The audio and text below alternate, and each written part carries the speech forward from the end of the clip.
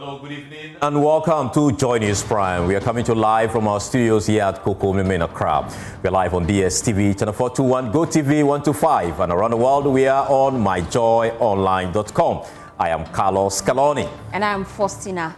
For tonight, Etiwa East Municipal Chief Executive escapes jail by paying a fine of 12,000 Ghana cedis after he was found guilty of continuing illegal mining activities on a disputed concession despite a court injunction. Also tonight, the Pandai by-election saga is approaching its climax, with the Supreme Court set to rule tomorrow on the High Court's decision to nullify the December 7, 2024 parliamentary election results. Also tonight, we'll tell you the story of a mother who crossed borders with her 2-year-old child in a desperate search for a bone marrow transplant, and the price families pay when acute leukemia can only be treated abroad. We have more in our Joy News special assignment titled Leukemia, Last Chance Abroad. This is Joy News. We are your home of independent, fearless, and credible journalism. Please stay for details.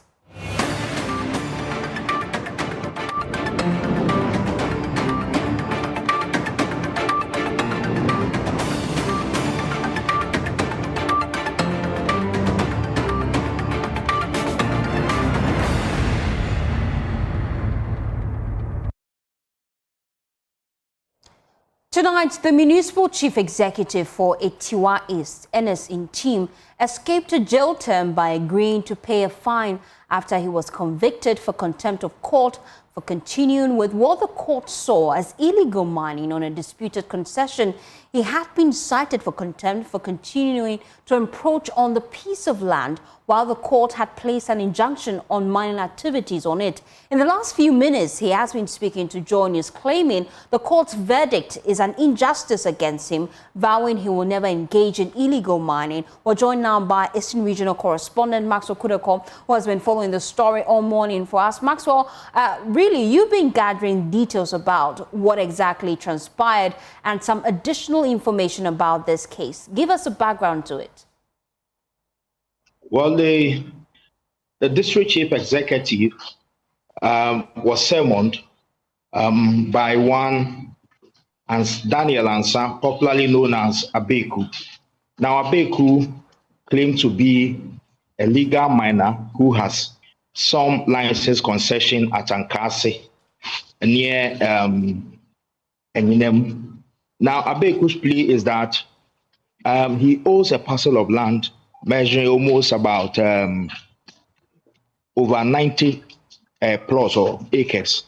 And that particular land in question has been encroached by people who are believed to be allies or people who are associated with the municipal chief executive.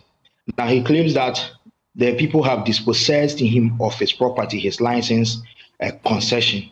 So he filed a case at the Kofodia High Court 2, praying the court to intervene. Whilst the matter was pending before the court, he brought the attention of the court to the fact that the DC and people who are aligned with him are still working or mining illegally on the property.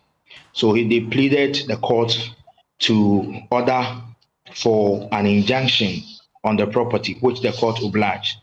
After the order for injunction, restraining the parties from going to the land, the plaintiff brought the court attention again to the fact that despite the injunction over the property, he has video recording of the DC and other people who are still working on the land. So he pleaded the court to, as it were, he pleaded the court to charge the DC for contempt of court. And upon production of evidence that suggests that the DC was seen on the property or on the land, the court indeed convicted the DC upon the evidence provided by the plaintiff to the court. And after the conviction, the court fined the DC 12,000 Ghana cedis, okay. And either he pay the 12,000 Ghana cedi or he go to prison for 8 days. But fortunately, he was able to pay the 12,000 Ghana cedis. and then he was made to go home. The substantive matter of the ownership of the land is yet to be heard, but this determination of the court is a determination for a contempt of court against the DC. Thank you so much, Maxwell. Well, let's head to the Supreme Court now because it is expected to deliver its ruling tomorrow in a case filed by the Pandai MP Matthew Nyindam, who is seeking to overturn a High Court decision that annulled his victory in the 2024 parliamentary election. Ahead of the ruling, a new Global Info Analytics poll has put the NPP's Matthew Nyindam 4 percentage points ahead of the NDC's Daniel Wakpal, with just 2 weeks to the December 30 parliamentary rerun in the Pandai constituency. The following report has more. Matthew Nyindam is challenging the jurisdiction of the Tamale High Court Commercial Division. He argues that the court erred by upholding an election petition filed by NDC candidate Daniel Wakpal 32 days after the results were gazetted, exceeding the 21-day window prescribed by law for the filing of election petitions. Despite the ongoing legal uncertainty, the Electoral Commission says preparations for the rerun are on track. Deputy Director of Research at the EC, Alfred Tete, says the commission is fully prepared to conduct the polls. As a law-abiding institution, we fix the date on the 30th. We don't know what will happen from the appeal and then the Supreme Court. And whatever happens, from now until the appeal court or the Supreme Court ruled otherwise, we are going by our 30th December date as the date for the conduct of the elections. Both the NPP's Deputy General Secretary Haruna Mohammed and the NDC's Director of Elections Rashid Tanko Computer have been reacting to the polls, which suggests Matthew Nyindam is on course to reclaim the Pandai seat. So I don't think that we should be campaigning ahead of this particular pronouncement. We have decided to go to court, and we are going to follow this through until the court decides otherwise. We are not campaigning in Pandai. And at the end of the day, if the court says that we should go for elections, why not? We'll go and take what belongs to us. The NPP is campaigning in Pandai. We are with them in Pandai. They are there campaigning. They come here and do propaganda and let people know that they are pursuing legal, but nothing. They are doing campaign. They are vigorously in the constituency, all over the place.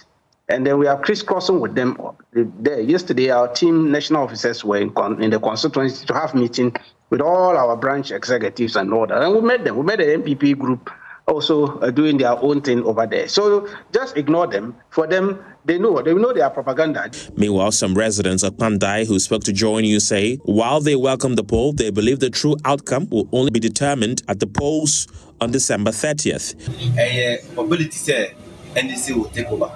NDC will be it hands down. No, we must say Matthew is strong, but when that day comes, you might not know who will be winning. And so when you have a fact check, any media and on what predicting who say this person is strong down.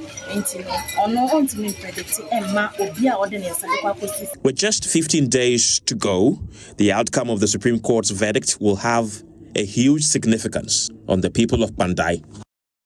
Still in court, an Accra High Court has adjourned the Samurai Boy concession case involving the Ashanti Regional Chairman of the New Patriotic Party, Bernard Entwe-Bosiakon, popularly known as Chairman Wontumi, to tomorrow after the concerns were raised by lawyers of the accused of readability of the documents filed by prosecution. Lawyers for Chairman Wontumi argued that the documents presented were unclear and unreadable, making it difficult for the defense to properly engage in case management process. Fatal Bayaga was in court for us.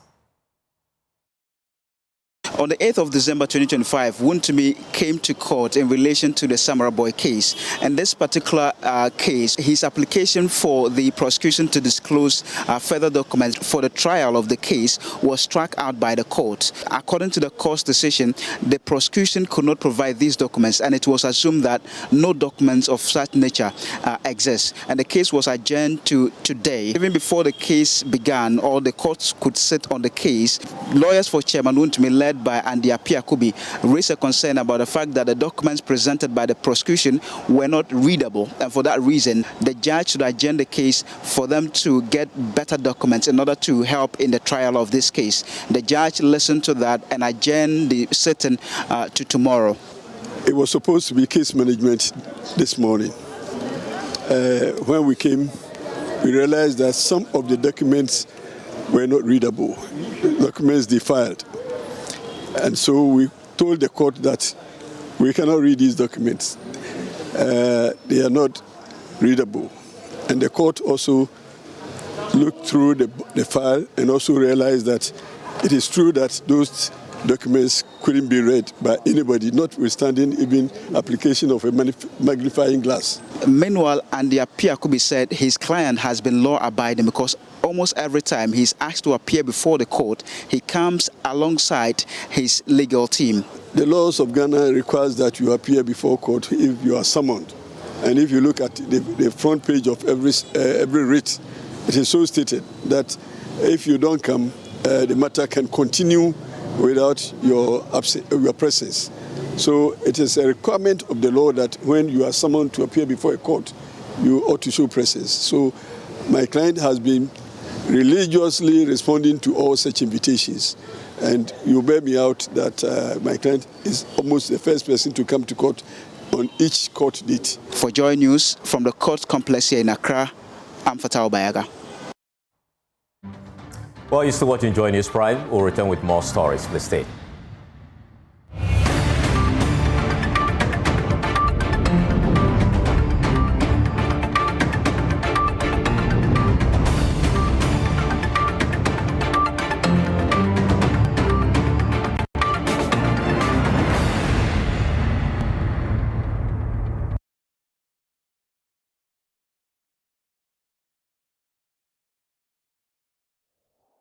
Welcome back from the break to other stories now. Well, imagine carrying your 2-year-old child on your back through airports. Imagine also being forced to raise tens of thousands of dollars for a bone marrow transplant abroad, and then returning home after countless medical interventions in India and Singapore just to watch that child die. That's the story of a mother whose son fought acute leukemia, the cancer of the blood. Here are excerpts from Joy News' latest special assignment documentary, Leukemia, Last Chance Abroad, produced by Emmanuel Giveno. Marrow they've put in his body, it's already at 98%. They just need 100% peak. And 98% is actually very good. So she looks at it and she's like, we've done it. We are there. Yeah, we are going. I said, JJ, they said we should go home. I said, going home. I was happy to be out of that confinement after about 3.5, 4 months. I was just happy to be coming out. November, Jason finishes eating. He says, Mommy, my stomach. This boy starts screaming. And I called Dr. Tego. I said, Lily, the cancer is back. Oh. She said, Jesus, oh God, not again. Oh God, not again. That's all she kept saying. I said, Dr. Tego, we are heading towards clinical trial. She said, yes. All the things I had gone to do in India, from smuggling rice cooker pots into the ward to cook for my son, to chasing people around with bills, cancelling bills. I'm going to do it all over again. The only country that was left was Singapore. At the time, I didn't have 2 cedis. Talk of 3 cedis to even book my tickets to go to Singapore. I didn't have shishi. With help from sponsors, Elizabeth made the trip. Broke, tired, and desperate. In Singapore, things only got harder. They took a vote, and a clinical trial said it would be a waste of resources and money to do what they know would fail. So the bone marrow was the only person who was holding on to faith, but it's not up to her. So they took a vote, and they decided that it wasn't the best use of their medicine. So Jason lost. So what that meant was that was the end of the road. Jason has fought so hard, but it's time to let him rest. I said, okay. Jason returned to Ghana to spend his final days. 2 months later,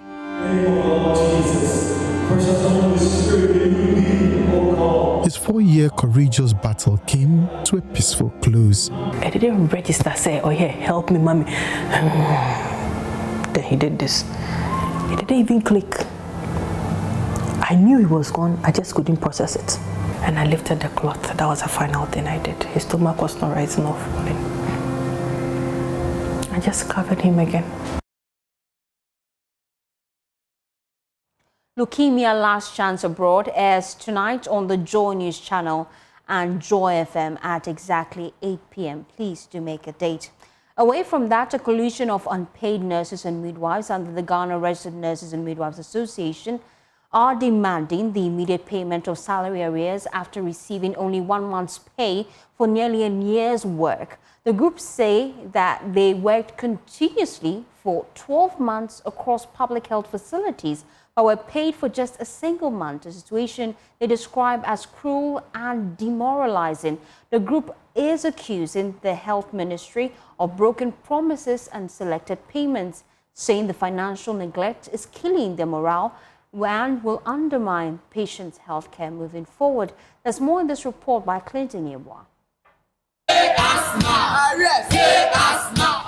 The coalition, in a strongly worded statement, decried that its members worked day and night in hospitals, attending to emergencies and helping keep Ghana's health system alive, only to be paid with 1 month's salary out of 12. According to leader of the coalition, Stephen Techia, the payment falls far short of what is owed and fails to reflect the sacrifices made by the frontline health workers. The saddest part is about 300 of our members did not receive even the 1 month salary, and their fate is not known since the extended financial clearance expires on 31st of December 2025.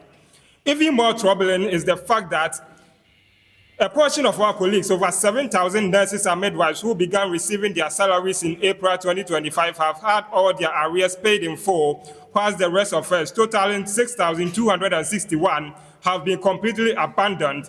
Some of us were even validated to receive their full arrears in November, but surprisingly, we were paid just a single month's salary. This is deceptive, and this deceptive action gave us nothing but heartbreak and shattered hopes. The unpaid nurses and midwives also accused the Ministry of Health of failing to honor its commitment to publish a clear payment plan after the November salary. The group has called on the government to immediately engage them, correct what they describe as misinformation, and ensure the full payment of all outstanding salary arrears.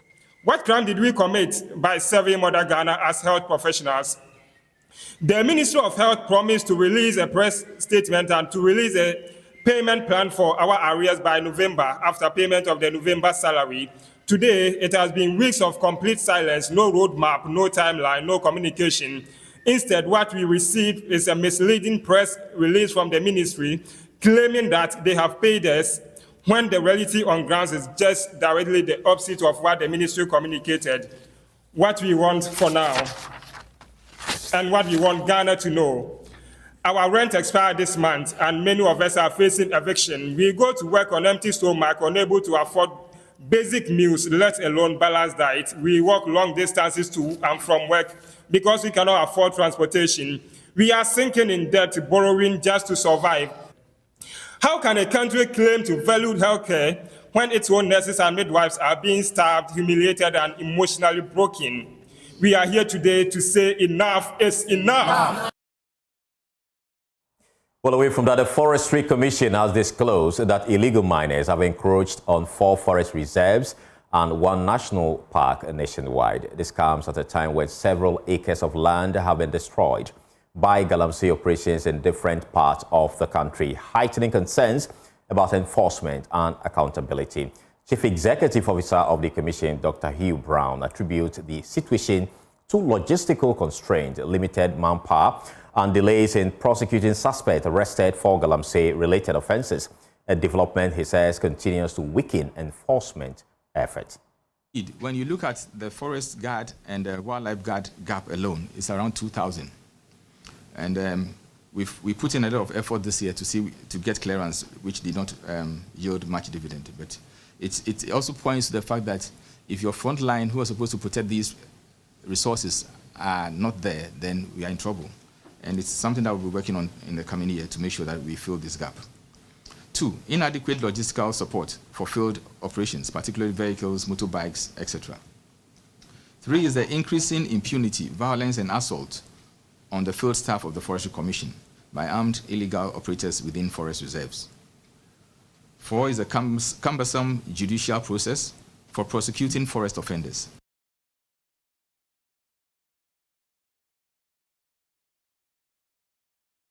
Well, to address the problem, the Forestry Commission is calling for the review of the Forestry and Wildlife Acts to strengthen enforcement powers, the rehabilitation of forest field camps to improve on-the-ground monitoring and expansion, and operationalization of ecotourism, while leveraging growth opportunities. 2, introduction of forest protection camps for forest reserves and rehabilitation of field camps within the wildlife protected areas to improve law enforcement and early detection of offenses. 3, streamline the operations and resource the Forest Services Division and TIDD checkpoint system across the country. 4, intensify stakeholder engagement and education for collaborative forest protection and development. And this I can not overemphasize. Law enforcement on its own cannot achieve the required results. We need to get all stakeholders on board. 5, expansion of ecotourism sites by including forest reserves with high potential for ecotourism. Currently, there's a field assessment ongoing and documentation of forest reserves with important ecotourism features and scenic sites. Well, latest Bank of Ghana data tracked by Joy News research shows Ghana's external debt profile has ballooned by $1.3 billion since beginning of the year, with total public debt stock swelling by more than 70 billion cedis in Q3. The central bank's data shows the cedi's relatively poor performance against the US dollar in Q3 heavily affected the debt situation. Earlier this year, the finance minister announced that prudent management of the exchange rate situation had resulted in the debt stock falling by more than 100 billion cedis. Now, we can go on to the phone line now and speak to Kwadwo Nkrumah, who is the ranking member on Parliament Economic and Development Committee. Welcome to Joy News Prime. Thank you so much for your time. Debt stock up to 70 billion cedis. Is this a clear case of exchange rate mismanagement? We will not describe it as exchange rate. Remind everybody of the caution we gave in July that the government was busily dancing. Hello, I think your sound is not the best. If you can reposition yourself. Can you hear me? I think it's better now. Can you hear me? We're still having challenge with your line there, Honorable Kwadwo Nkrumah. If you can reposition yourself, we want to find out if this 70 billion cedis is actually a clear case of mismanagement of the exchange rate. If you can hear me, you can come in. Hear you, but we will not describe it as an indication of mismanagement of the exchange rate. Can you hear me? I'm not sure you can hear me well. I can hear you now. Okay, I'm saying that we will not describe it as a scenario of mismanaging the exchange rate. We will rather remind everybody that in July this year, we drew the government's attention to the fact that they were dancing over numbers that had changed when really no work was done. It was simply because it formed a lot of policy to the market, and so the exit or the city had appreciated, and that coupled with the debt program appeared to use that. And we reminded them that Yawasa had done the same thing in 2001, and that nothing had changed. And nobody was paying attention to us. And we want that if there's a small shock, we'll go back to one. In this case, there's only been an appreciation of the dollar by about 20%, and already we are having a 50 billion in their debt stock. So ordinarily, it should not be a problem, except for the fact that they themselves have done so much propaganda with it. Remember that in our time, when the debt stock changes, they say that we have borrowed. It means we have borrowed and we should show what we've done with it. And because of that propaganda, now people will be asking that then they have also borrowed 70 billion, and therefore they should show the work that they have done with it. That will not be fair because indeed, they've only borrowed about $360 million from the World Bank. That's the loan that they brought, and they tried to deceive Parliament by saying that it's a financing facility until we called it out as a loan. And then $1 billion worth of our restructured debt that has been capitalized. But what has changed is that, at least if you take those ones out, you have about 50 billion cedis change in the CD-denominated stock based on the depreciation of the currency. But because of their own propaganda, now they have to answer the question, what have they used the money for? Right. Thank you so much for speaking to us here on Join Us Prime. Business, please stay with us.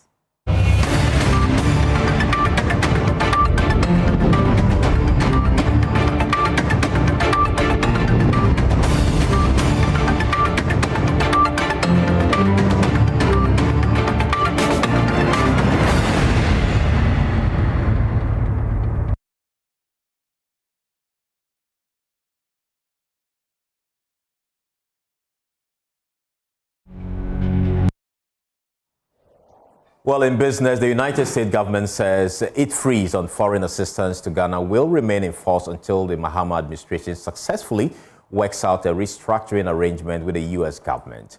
Ghana owes approximately $251 million in outstanding payments to several U.S.-based companies as of early to mid-2025, a situation resulting in the country being barred from enjoying official development assistance from American platforms such as the Millennium Challenge Corporation, MCC. Now speaking at a media roundtable here in Accra, U.S. State Department Deputy Assistant Secretary for West Africa, William Stevens, says the decision is in furtherance with American laws. One of those great news stories that pops up and everyone looks around and says, what is this? It was an old news story that somehow popped up and was refreshed. But essentially, Ghana has, over the years, had problems with arrears to U.S. companies. And I will say that the Mahama administration has made several key payments to American companies in the last 6 months and has been working on restructuring bilateral debt. So the government of Ghana defaulted on funding from Exim Bank a few years ago. I can't remember which year, but a few years ago. And we're in the midst of restructuring that debt.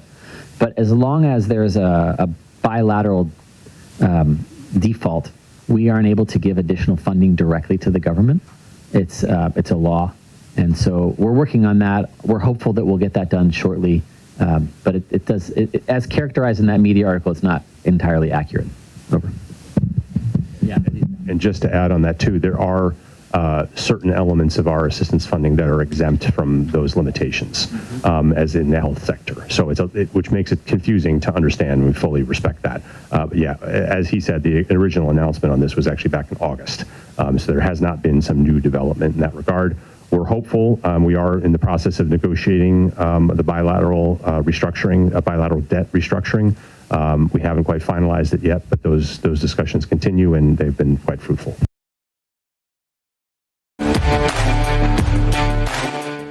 Welcome back, and it's time for Showbiz. Becky's here with a very good tie. Hello to you, Forestry. How you doing? I look good. Look at me. But obviously, we don't have a lot of time to talk about how I look and how I'm so beautiful. We'll talk about the reefer wars, which happened at the weekend. I was there, and I came through with this report. For yourselves. And then we're going to take it a bit further because this is the maiden edition. Delights of the Regal Film Festival Underworld shone bright at the Palm Convention Center, celebrating the best of African cinematography.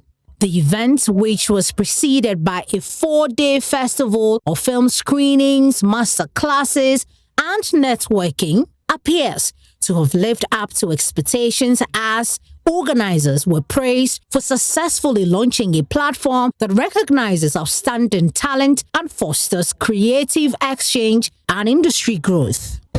Recognition can never be underestimated. Recognition, it encourages the spirit, the creative man in man, if you know what I mean. Africa has a voice now.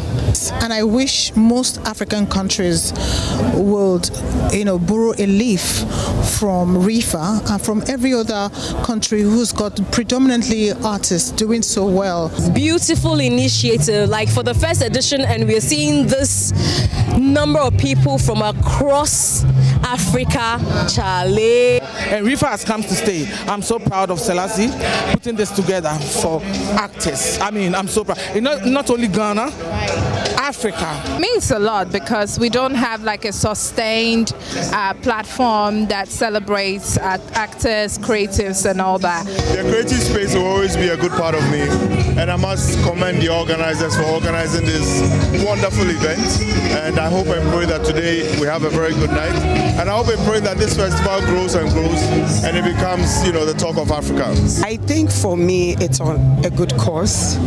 I love everything that Rifa has brought into the industry. It will be good for the entertainment industry in Ghana. This what's happening right now, and for the first edition, it's I mean, it doesn't even seem like the first edition. I think she's done an amazing job so far. You can always count on Selassie to pull it off. So congratulations to her ahead of time. This festival means a lot to Ghana and to our industry. For some time now, awards given, especially in our industry, isn't been vibrant enough. And for this particular one, as it is, I see it as timely. Obviously, a good show, right. A good event, and this is the first time they're doing this. So, the little secret is that coming up actor. Oh, you are? I want to believe it, like coming from Selassie is going to be like a bomb. Like it's going to be it's happening. I can tell. Look at the red carpet. A lot of dignitaries, people, filmmakers. A couple of years going back right now, Ghana movie has been like kind of like docile.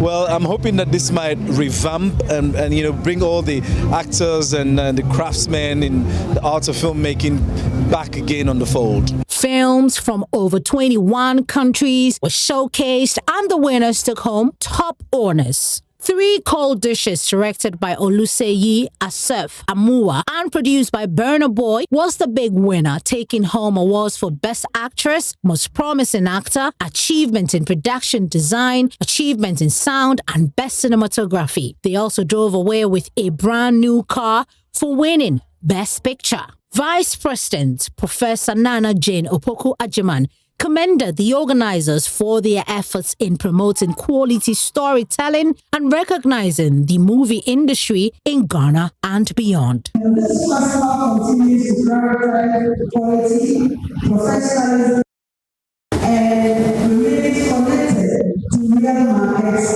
It definitely will become a concrete part of our infrastructure. Some winners spoke to Joy News, thrilled with the awards. A lot. It means that even God himself appreciates me. And, I don't know how to describe it because I'm overwhelmed. Anywhere I go in Africa, they want to give me something. They want to do something. And I thank God that people have accepted me just the way I am. Congratulations to you, Mawe Wodon. No, thank you so much. It looks like it's been a long time coming. You mentioned that you've been in this business for over 4 decades and you're still here. We started it. Yeah, and so, I mean, having been recognized on a stage like this, what does this mean to you? It means so much to me, and it means so much to me because this is the very first edition. And then people like me who started several years ago who could have won awards was like they were sidelined. You know that no, this competition by all means you have to win. But then something happens, people realize that what is gone to somebody else. So when I was nominated, I told myself this must be my time. The night also saw some electrifying performances from Diana Hamilton, King Promise, Kiss Daniel, Empress Gifty, Kwampa Band, and Patch Bay Band. The energy was palpable as these talented artists took to the stage to entertain the packed audience. The success of the festival signals a new chapter for regional collaboration and international recognition of African film. Reporting for Joy News, my name is Becky. Thank you so much for joining us here. We have a special assignments documentary which will be airing at 8 p.m. on Joy News and Joy FM. And those are the details on your screens. Now, so please make a date with us here on the Joy News channel. And that's how we wrap up Joy News Prime. We appreciate your time and your company. My director says it's time for us to go back in. Bye. We have to make way for the special documentary. We are grateful for your time. Bye-bye.